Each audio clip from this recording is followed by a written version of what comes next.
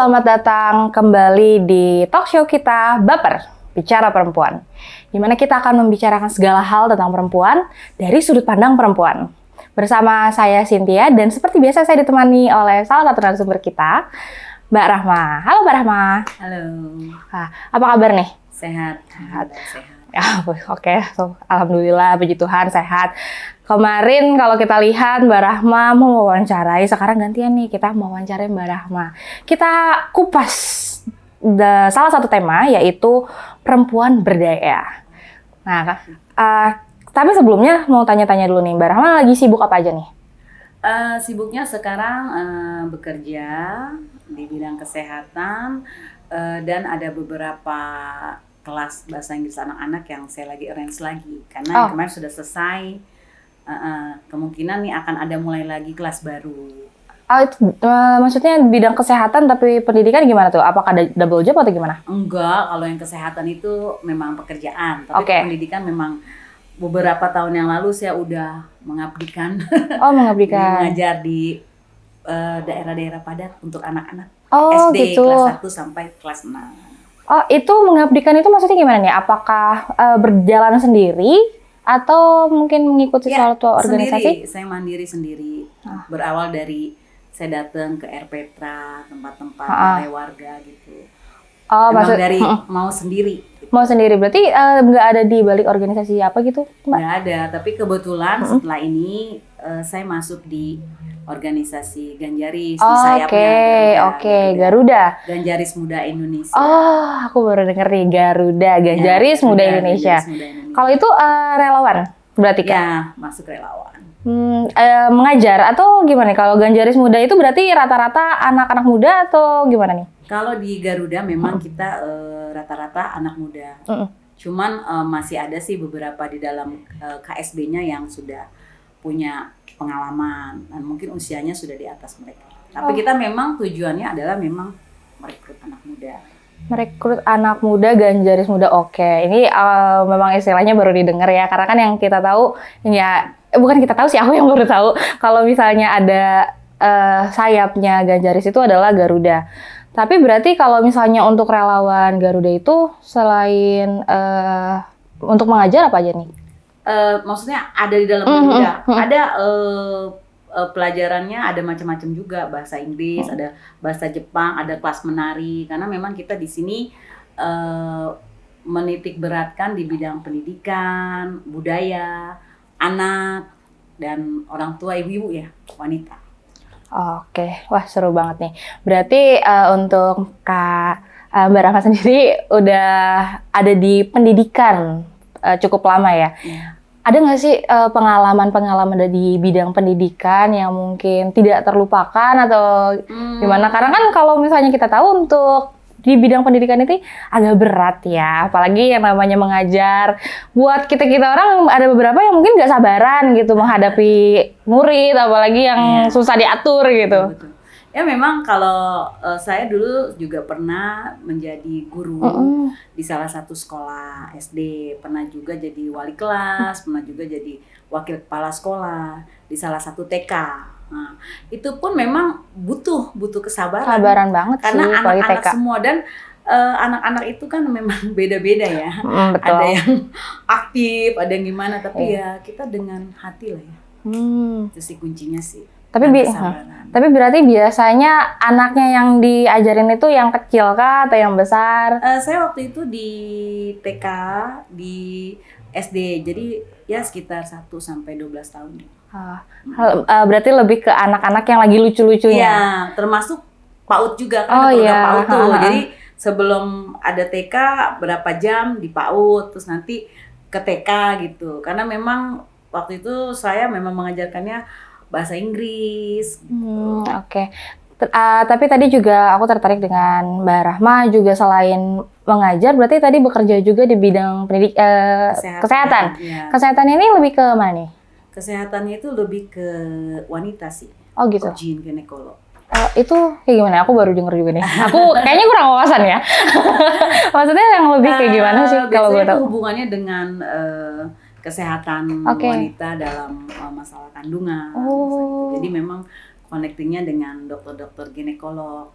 Dan kebetulan basic saya sih bukan dokter, tapi banyak belajar juga tentang adanya penemuan stem cell, bank darah tali pusat, riset dan teknologi. Oke. Aku juga baru dengar tuh istilah-istilah kayak gitu. Berarti kalau untuk Mbak Rahma sendiri udah ketemu banyak case tentang perempuan nih. Biasanya kalau misalnya case yang paling nggak terlupakan atau mungkin yang memorable, kalau dalam bidang kesehatan ya sekarang. Kalau tadi kan dalam bidang pendidikan. Kalau bidang kesehatan ya biasanya sih memang perempuan-perempuan kita yang ada di tempat penduduk yang padat gitu, mereka kadang-kadang ya suka tidak memperdulikan kesehatan pada saat mereka mengandung. Padahal itu penting banget kan, mereka males ke puskesmas. Jadi biasanya kita memang bantu mereka, ada pendampingan. Oh, jadi itu lebih ke sama juga ya kayak relawan kayak gitu kayak? Jatuhnya sih relawan juga, iya. cuma maksudnya ya memang bidangnya Di beda. kesehatan. Tapi karena saya sudah pernah, jadi kenapa enggak gitu loh, berbagi gitu loh, yang kita bisa seperti itu. Oke. Kalau misalnya dari dalam sisi pendidikan dan juga kesehatan, kalau kan pasti punya banyak rekan kerja juga nih. Aku mau tanya juga nih, kalau misalnya menurut Mbak Rahma dalam sisi perempuannya apa yang Mbak Rahma lihat ini perempuan ini bagaimana sih dalam pekerjaan atau mungkin pemberdayaan perempuan dalam kesibukan-kesibukan yang sudah ada nih? Sebenarnya sih perempuan tuh sebenarnya bisa apa aja, dia bisa ngambil tempat sih. Ya itu sih tergantung dari keinginannya juga dan tergantung dia harus bisa memanage karena kan nomor satu memang keluarga ya. Di samping itu dia harus bisa kalau memang mau berbagi dengan masyarakat seperti itu.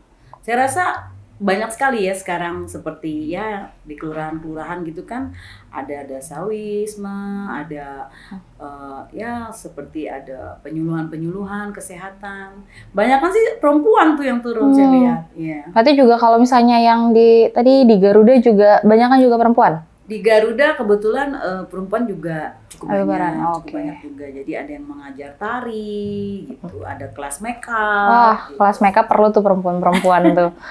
Untuk sekarang kan.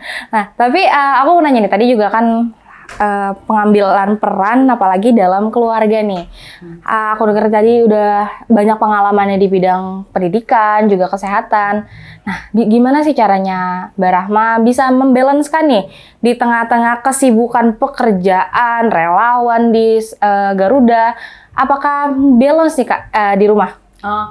Saya sih memang prioritas emang keluarga ya nomor satu, terutama anak. Karena ya anak kan memang sangat harus gitu ya, ibu tuh nomor satu. Betul. Anak ya, karena ya itu yang harus memang diprioritaskan. Tapi di samping itu saya juga mencoba memanage gitu, kerjaan tidak boleh terganggu dan ya itu lagi Sabtu Minggu libur kita ngajar. Jadi memang setiap bulannya saya udah bikin jadwal gitu. Oh, bikin jadwal. Berarti kan untuk Mbak Rahma sendiri akrab nih sama anaknya? Banget. Anaknya kalau boleh tahu siapa nih? Kalau ada berapa mungkin boleh di-spill? Baru satu, oke. Baru satu, perempuan. Oh, kemarin aku sempat lihat fotonya dengan Yalu. Siapa? Abel ya? Isabel, ya. Berarti masih di tengah-tengah kesibukan pun masih menyempatkan. Nah, ini sebenarnya aku juga tertarik nih karena kan perempuan ini banyak sekali kegiatan, bukan hanya di bidang rumah tangga saja, tapi ternyata perempuan ini mengambil peran untuk ya di kerjaan, mengurus keluarga juga. Itu kan sesuatu hal yang berat. Nah, kalau misalnya untuk menurut Kak Rahma gimana nih tanggapannya untuk perempuan-perempuan yang di samping sudah bekerja juga tapi masih akrab nih dalam keluarga? Menurut saya itu baik ya, itu baik dan alangkah baiknya memang kalau kegiatan tersebut bisa ditularkan ke perempuan yang lain, bahasanya seperti itu ya. Seperti contohnya ya itulah Ibu Siti ya, Ibu Siti Atiko. Istrinya Bapak Ganjar. Itu dia di sela-sela hubungan dengan anak, ya kan? Dia selalu tuh ada kegiatan, saya lihat aktif banget saya lihat. Apalagi untuk sekarang kan suka nemenin Pak Ganjar juga kan dari setiap kemarin kegiatan sendirinya aja juga banyak tuh saya lihat. Walaupun di memang sih salah satu contohnya yang bisa kita lihat ini Ibu Siti Atiko juga kegiatannya banyak, mendampingi suami, tapi untuk sama anaknya pun akrab nih. Kemarin aku juga sempat lihat podcastnya kan, keluarga salah satu keluarga yang patut untuk dicontoh, harmonis sekali. Nah, tapi berarti kalau misalnya untuk Mbak Rahma sendiri, perempuan ini memang diperdayakan selain di berbagai bidang, di politik juga nih. Apalagi ternyata perempuan-perempuan tuh sudah mengambil tempatnya di politik. Nah, kalau menurut Mbak Rahma sendiri, harapannya gimana sih untuk perempuan di era politik yang sekarang sudah mulai memanas nih? Di dalam apa nih? Kalau memang dia udah duduk atau masih di kegiatan politik. Kalau memang dia sudah duduk di sebuah lembaga sebagai perempuan, ya dia harus bisa memperhatikan tentang perempuan, apa aja yang mesti dibantu, apa aja masalah yang bisa diselesaikan, seperti itu. Dipermudah lah gitu loh untuk urusan-urusan perempuan. Tapi kalau masih dalam politik, saya rasa perempuan juga punya pemikiran luas juga untuk hal itu. Gitu. Karena memang sudah banyak juga sih perempuan yang duduk di politik juga. Dan memang punya peranan-peranan yang penting gitu, nggak cuma sekedar buat penghias aja. Nah, satu lagi nih Mbak Rahma, kalau misalnya, ini kan kita sudah masuk ke 2024, yang tahun depan kita akan memilih pemimpin baru. Harapannya untuk pemimpin masa depan dan perempuan di masa depan, itu inginnya seperti apa sih untuk generasi-generasi ke depannya lah? Harapannya saya sih untuk pemimpin perempuan ya di masa depan, yaitu mengutamakan apa yang memang kurang, segala sesuatu hal yang tidak balance untuk perempuan ya bisa diperjuangkan seperti itu. Jadi perempuan tuh ya bukan hanya di rumah aja gitu loh. Oke, baik. Kalau gitu memang harapannya kita memang untuk sebagai perempuan, walaupun di tengah kesibukan, kita tetap akrab nih sama keluarga, tetap menjalankan aktivitas seperti biasa. Tidak lupa lah pokoknya sama tanggung jawab kalau misalnya kita ya punya keluarga, membagi waktu lah ya. Oke, memang berarti perempuan itu harus berdaya, tidak hanya di rumah, tapi juga di bidang pekerjaannya yang memang sekarang beragam nih, bisa ditempati oleh perempuan. Oke, harapannya berarti memang untuk sebagai perempuan di era yang sekarang ini, memang kita harus berdaya, tidak hanya di rumah nih, tapi juga di profesi-profesi kita, di semua profesi yang memang bisa ditempati oleh perempuan nih. Senang banget nih, terima kasih atas waktunya nih Mbak Rahma di sini. Sampai jumpa lagi di episode selanjutnya di Baper, Bicara Perempuan. Di Ganjaris TV, Ganjaris Optimis.